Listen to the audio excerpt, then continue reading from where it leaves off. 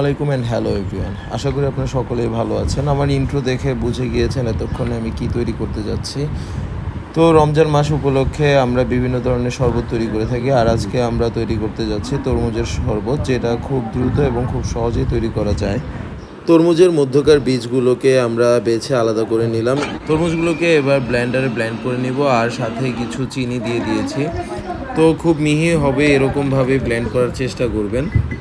আর গ্লাসের মধ্যে দিয়ে দিয়েছি হালকা পুদিনা পাতা আর লেবুর রস, এবং ডেকোরেশনের জন্য একটি লেবুর ছিটিয়ে দিয়েছি।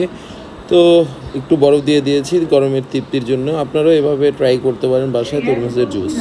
আর সারাদিন রোজা রাখার পরে এরকম একটি জুস খেলে আপনার ক্লান্তি দূর হয়ে যাবে।